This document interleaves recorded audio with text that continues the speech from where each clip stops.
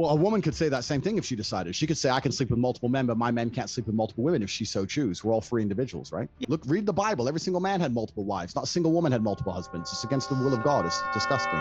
Andrew Tate is finally declining. His career was built on millions of young men he convinced to be like him. He pulled them in with his toxic gender ideologies. A lot of the problems we are facing would go away if women weren't voting. I'll say that. A lot of the issues that the Western world is currently dealing with wouldn't exist if women weren't voting. He pushed an aggressive type of masculinity and extreme misogyny. He became one of the faces of the group called the Manosphere, or as others call it, the Boyosphere. This isn't the Manosphere, this is the Boyosphere. Boyosphere. Right? It's kids aged between 12 and maybe 17. That's the sweet spot. And this dangerous and toxic act is finally failing. Andrew Tate went back to the ring in late 2025. He faced Chase DeMoor on December 20 at the Dubai Duty-Free Tennis Stadium. His opponent, DeMoor, had a history in football and reality television before starting his career as a fighter. He had age and size in his favor. This match put Tate up against someone who already built a name in the influencer boxing circle. Tate believed his opponent was out of his depth. He claimed that DeMoor had only faced weak competition and that his confidence was a mistake. Tate insisted that the difference in their skill levels would be obvious once they actually started trading blows. Yeah, Chase has been active. He's had fights, but I don't think he's been hit properly. I mean, he's taken punches. He's not hard to hit, but he hasn't been hit properly. We're all humans. We're all fallible. When you've been hit properly, you fall over. And that's yet to happen to him. And I think he's going to realize on the night that there's a difference between a professional fighter and a guy who gets paid to lose down in Mexico. That's what's going to happen. He continued to express his dominance by describing Chase as someone who was simply destined to fail. Tate felt his own training was superior and that his opponent was nothing more than a temporary hurdle.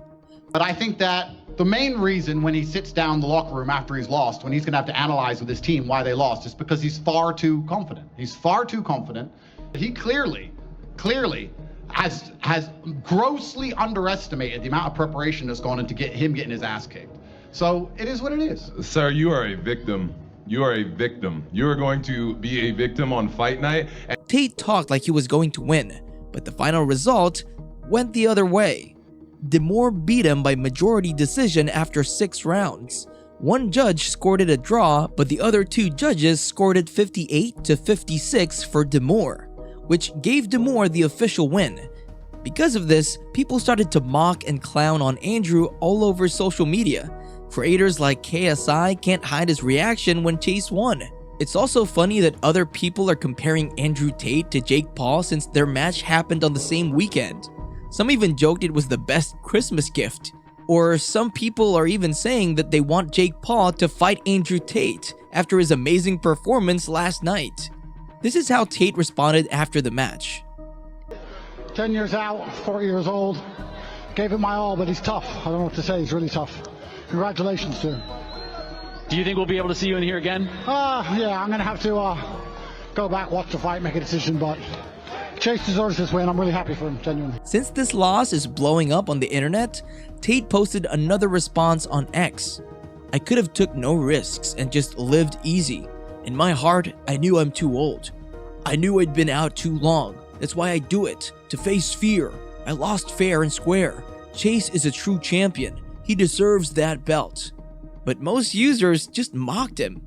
You told everyone how easy the fight was gonna be, cringed during the standoff, and then got banged.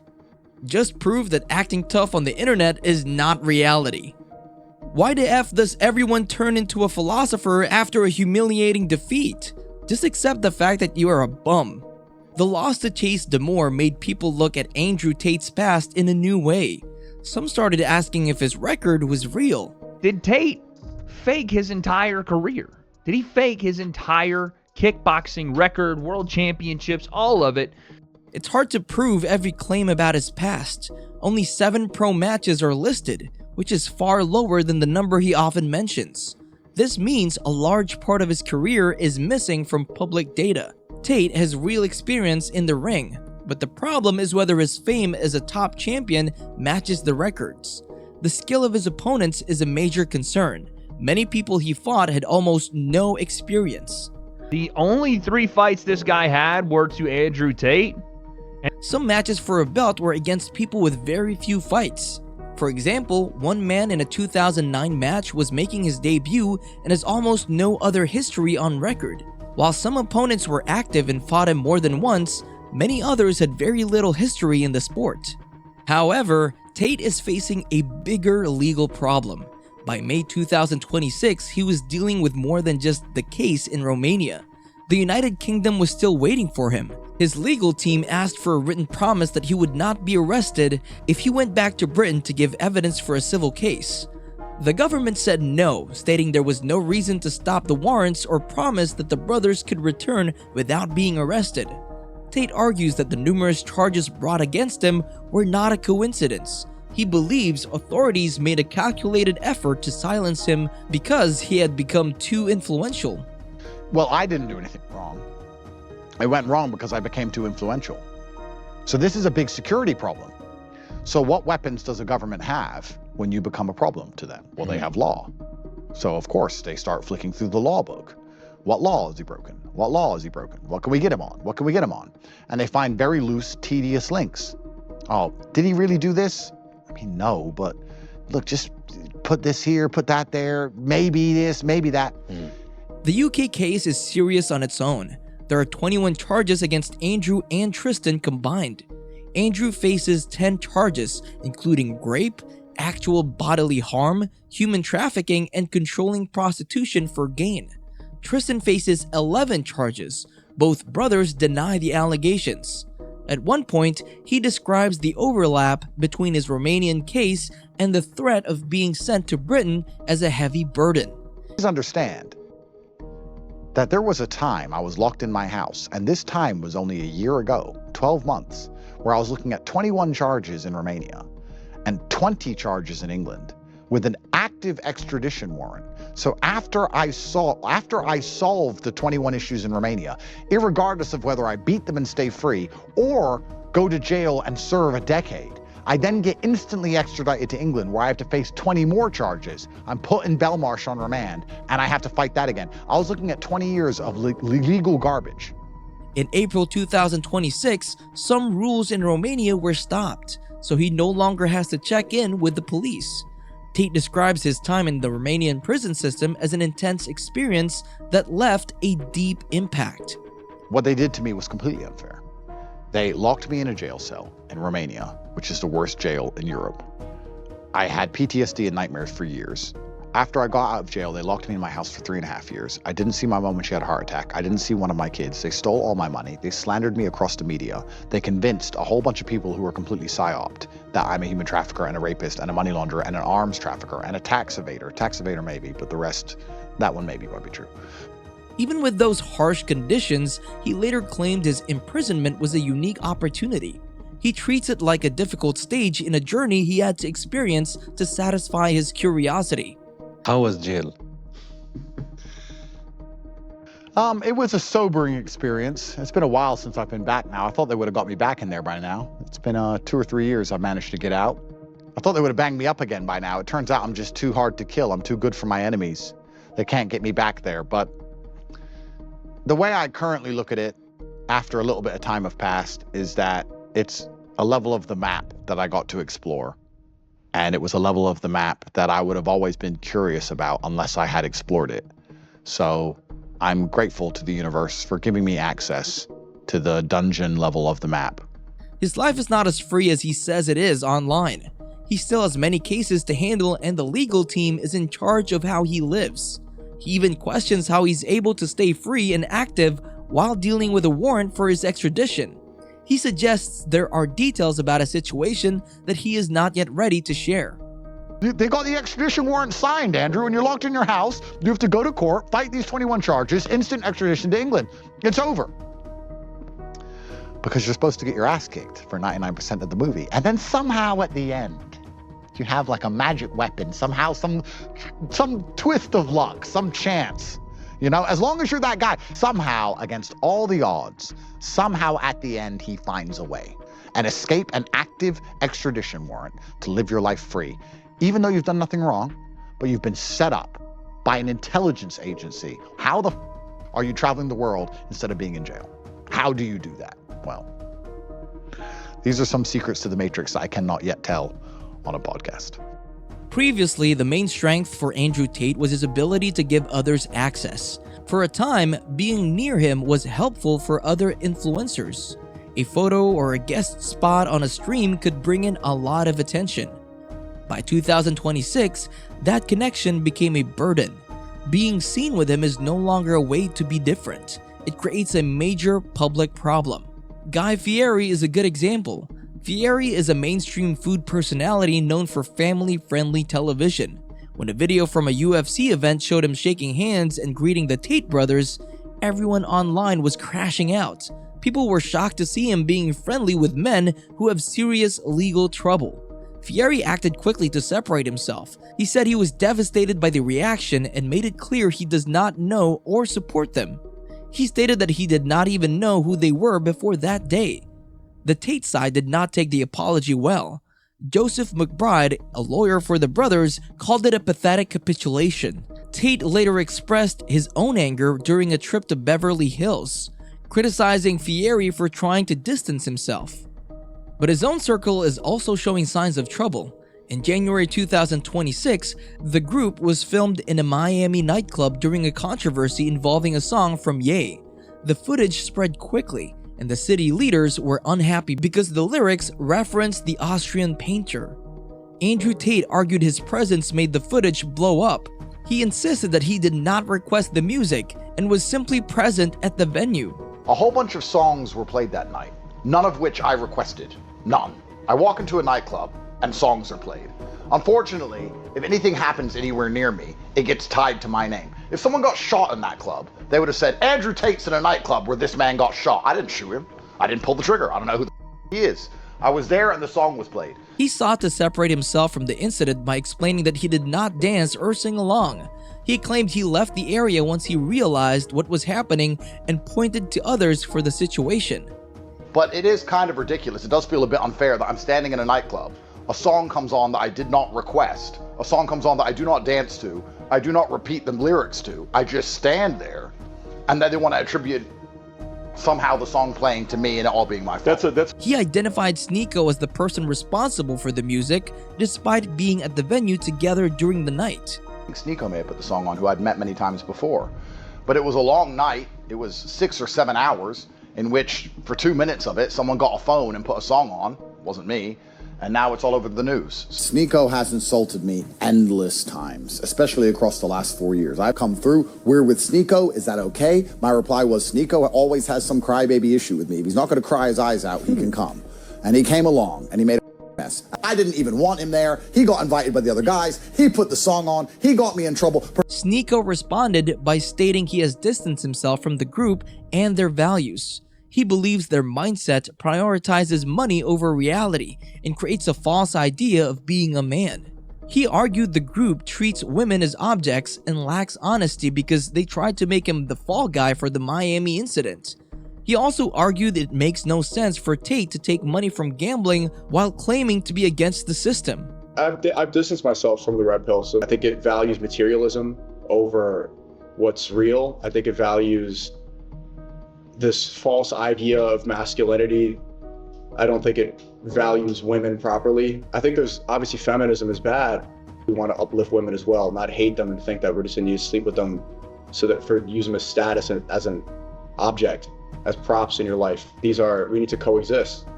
That stuff's important. So I have to criticize him for taking a gambling deal because that is, the slave mind that is against the matrix. It doesn't make sense. We need to have children.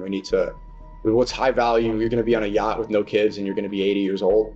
You need to have children. You need to validate my point that the red pill is a corny, cringe waste of space, because if people are supposed to be men of accountability, if we're supposed to be the men who are all about the truth, men are supposed to be the logical ones, and then they all lie and blame me, make me the fall guy, it just discredits the entire movement. It makes it look like a bunch of frauds. Sneako calls out the entire scene as being fake. By focusing on his faith, he argued his old lifestyle no longer fits his person and the association with the brothers has been detrimental. Although obviously it was very lucrative and beneficial and a lot of truth in it, the association with the Tate brothers has been probably the most detrimental relationship of my career. A lot of people want me to denounce them. They want me to separate completely. I publicly disagreed with Andrew Tate. He responded by threatening to end my career. Partially, there's a hint of resentment after doing so much to defend them when they were in jail, especially. Very quickly turned into a cesspool of some of the biggest leeches, weirdos, and dorks on the internet. People who preach about being a real man and stand on absolutely nothing except for their fake Instagram following. Because it's not really about masculinity and saying what's right. Most of it is insecurity projected into the camera and a mic. These insecure, jealous, clout-chasing nobodies filled with hatred and insecurity are some of the worst people I've ever associated with. The whole idea of the red pill is dead. It's over. It was never even clearly defined. Ultimately, the biggest mistake being part is I've let go of all that and I've realized the mistakes I've made. Ultimately, the biggest mistake being part of the red pill manosphere wasn't really the ideology. The biggest mistake were being around people who are full of shit. If I were to ever do an apology video, it would be for being associated with these leeches. You don't need to follow this. Red pill is dead. Follow God. Andrew claimed that Sneako is simply using his name to get famous and get more people to watch his videos. And he deliberately did something to get clicks for his views, not understanding it's going to put me in jail. And why should I hang around with people who will put me in jail for their clicks? Tate also claimed his followers are now taking the other side. He believes Sneako is obsessed with him. A few years ago, there was a streamer, I think everybody knows who I'm talking about, who was obsessed with me. If I got a girl's number on Fresh and Fit, he tried to do the same thing. Every single thing I did, he copied verbatim. He tried to be me, literally be me. He was obsessed with me. And I thought he just wanted to be famous, and that turned out to be a homosexual obsession. Since then, he has mentioned me every single day in every single stream he does. Andrew Tate wore a gambling t-shirt. Andrew Tate drove a car. Andrew Tate drank coffee. Andrew Tate this. Andrew Tate that. He is obsessed with me. While Tate tries to paint his critics as obsessed, his own claims about his intelligence are facing new scrutiny. An old video recently resurfaced where Tate explains why he believes his mind operates at a level that makes traditional learning feel like a waste of time. He views books as a poor substitute for real-life action, suggesting that sitting still with a story is only for people with slow brains. Reading books is a very cheap way to, I guess, entertain. I wouldn't call it entertainment because my brain is far too advanced. I'm too smart to read. I'm not gonna sit there and go, smart people read. No, I need action. I need constant chaos in my life to feel content. I need to be driving a supercar, fighting bunch of hoes and champagne and going crazy. I can't just sit there, oh, and the pirate on the boat. Like, it's for people with slow brains. And so the comment section started roasting him. Homie, that's called ADHD. His brain is so advanced, it's come full circle into dumbassery. Everyone that say I'm too smart to read often appear to simply have no patience or be too dumb to understand anything that is written there. The most noticeable change appears in how Tate describes his daily reality. For a long time, he told people that staying in charge was the only thing that mattered. He told men to keep their money and feelings in check. Lately, he described his life as a constant state of worry. He said his sleep is always broken and he feels anxious every day. This admission carries weight because he has a history of claiming mental health issues are not real. In 2017, he faced heat for saying depression was a fake idea. Now, hearing him talk about bad dreams and anxiety makes his old message look weak. His struggles are visible in his current content. In an interview from early 2026, he admitted that the old way of doing things is not working.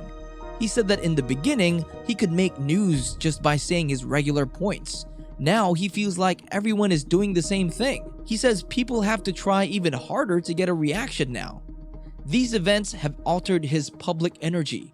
He made every video to be bold and get people talking, but the public is used to that now. The reaction is just not as strong as it used to be because he's no longer seen as special by the people watching. He's reaching for a new outrage to stay relevant. I guess I was lucky when I first got famous. I feel like I was in a good position because the truth was the outrage. But now so much of the truth is actually out there that telling the truth isn't outrageous anymore. To find that outrage, he's pushing a cold view of how people connect. He argues that every relationship is just a trade.